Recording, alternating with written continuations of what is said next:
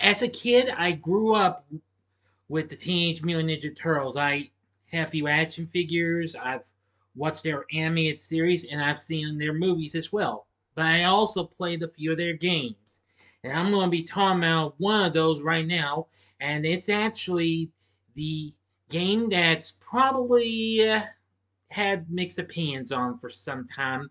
The game release for the NES. Like, this is Big D's Entertainment Rankings and Reviews, dude. Greetings, my fellow YouTubers, and welcome to Big D's Entertainment Rankings and Reviews. My name is Dual, better known to as the Big D, and this time around I bring to you another video game review. This time it's going to be on probably one of the most extremely challenging games there ever was.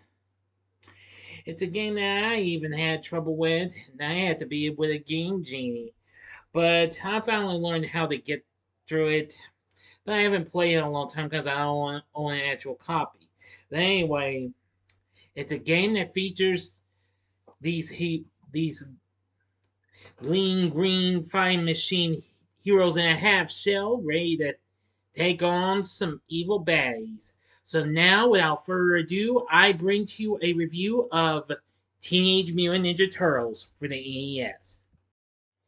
Teenage Mutant Ninja Turtles, or Teenage Mutant Hero Turtles, as it was called in Europe, is a side-scrolling platform adventure game based on the popular characters of the same name. It was released in 1989 for the NES. It was also available on on various computer consoles.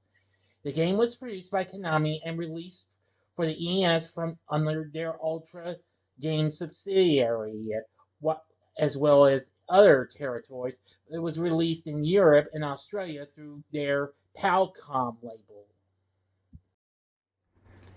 Now then, the box art, as you saw, is of course taken from Michael Dooney's cover art for the second printing of issue number 4 of the Ninja Turtles comic book series. Alongside the arcade game, also from Konami, which I'll be talking about later on, which was released the same year.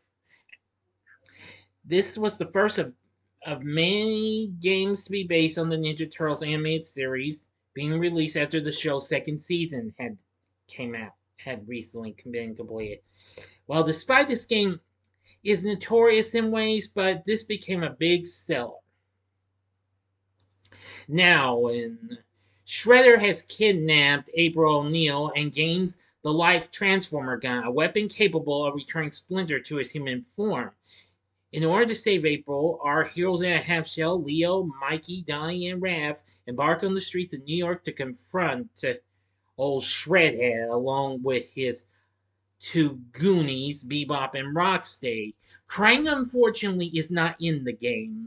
He'd appear in the arcade game and on other games onwards.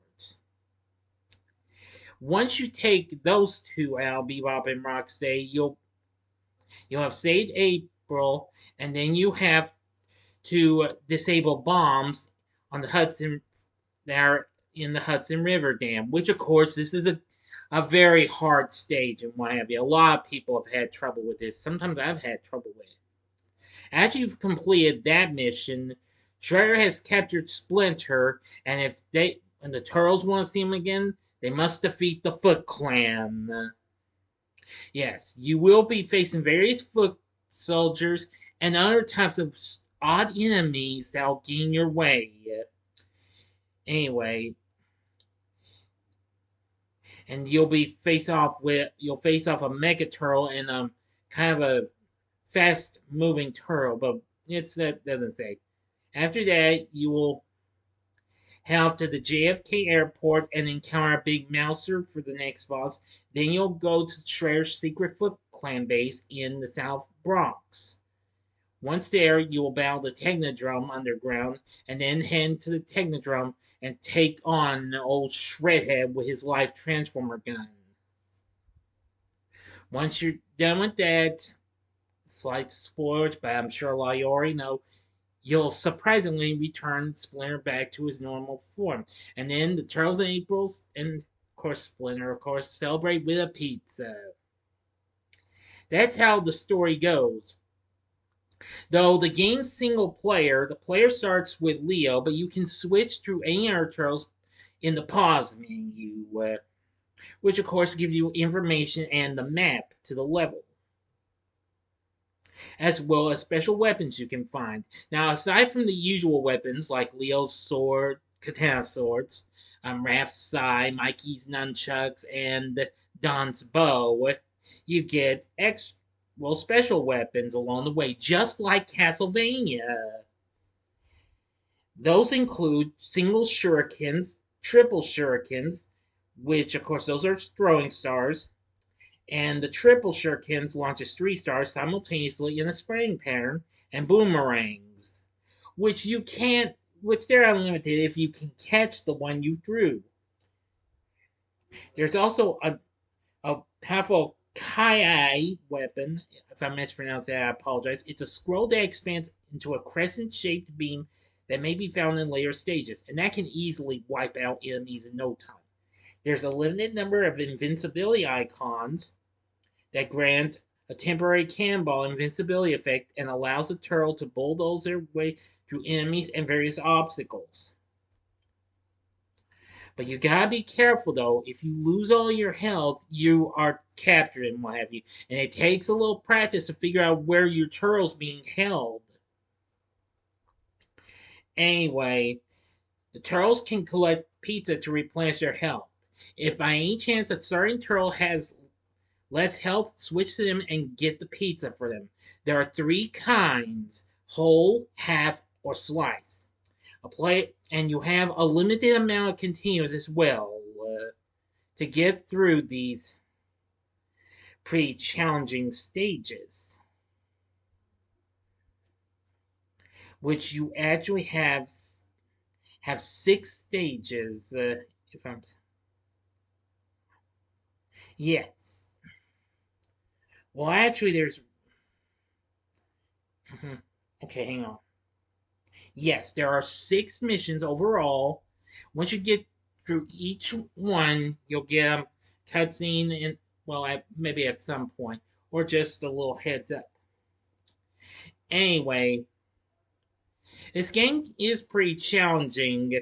It's pretty fun at first, but it gets real challenging though, so you have to take your time and practice. There's no password system either, so you gotta get through this in one sitting. But it takes some practice though. Now, this game was also, aside from the EES, it was also released for the Amiga, the Amstrad CPC, Atari ST, Commodore 64, MS-DOS, MSX, ZX Spectrum, and Play, as well as in the arcades through Nintendo's Play Choice 10. Now, in Japan, it was released for the Famicom, well, under just months early before it was released in the US under the title Gekikame Ninja Den, which loosely translates to Legend of the Radical Ninja Turtles. Anyway, now graphics and gameplay are virtually identical to the NES version, but the Japanese localization changed the plot a bit by turning April from an acquaintance of the Turtles into Splinter's daughter. Anyway, yeah. In 2007, it was released for the Wii, but however, it was discontinued 5 years later and hasn't been seen again. But however, you can find it on the Teenage Mutant Ninja Turtles Cowabunga collection released last year.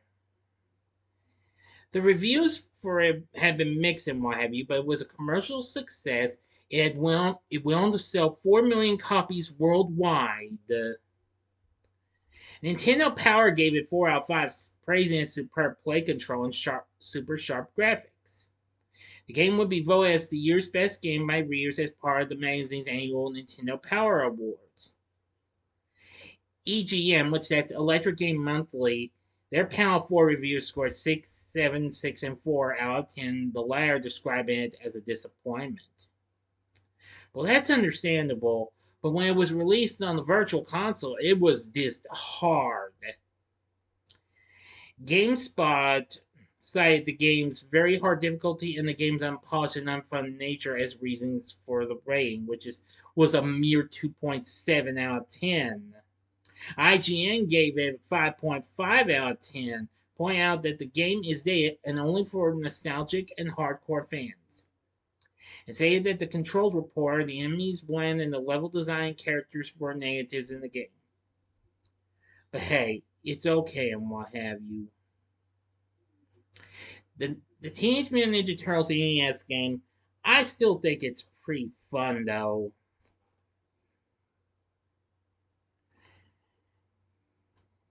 Now, if you'll pardon me, I'll show you a little bit of a screenshot or two. Here's a screenshot from your mini boss battle with Bebop in the first mission. Rocksteady's guarding April, of course. And this comes from the airport level, I think, or it could be Technodrome. I'm not sure. But anyway, there you see you face off a boomerang guy and the other being a robot and what have you. And there's a pizza up there. It's a whole one. That, of course, will restore all your health. So now you know about the Teenage Mutant Ninja Turtles NES game. Despite the mixed negative response it would get later on, it still has become a popular hit, and I think you can find it for a a loose card for a pretty decent price. I haven't encountered it, but I just haven't been one to get it though. But if I happen to encounter it someday, I will certainly get an add to my classic NES collection. But anyway, it would lead the way into more games to come for the NES. There'd be 3 other games to be released later on after this. But anyway, I'd say give it the Ninja Turtles NES game a shot. You might enjoy it, you might not, but you be the judge. What did you think of the Teenage Mutant Ninja Turtles video game for the NES? Let me know in the comments section below. If you liked the video, click the like button, subscribe, and be a part of the Big D Nation. And join me next time when I bring to you my TV log of Bill Nye the Science Guy. Thanks for watching, and if you like this, consider checking out my reviews for these other Ninja Turtles projects. In the upper left-hand corner is the Saturday morning TV log I did on the original Ninja Turtles animated series from 1987. Go to the upper right-hand corner and see my review of the Turtles' first live-action film from 1990. Or go to the bottom left-hand corner and see my spoiler-free review of the brand new film that came out last month, Teenage Mutant Ninja Turtles Mutant Mayhem, which is still playing in theaters. And the bottom right-hand corner is the button you can click to subscribe. If you like rankings and reviews on movies, TV, music, video games, etc., then I'm your guy. Thanks for watching, and I will be reviewing the next Ninja Turtles game real soon. So until next time, I'm the Big D saying, see ya.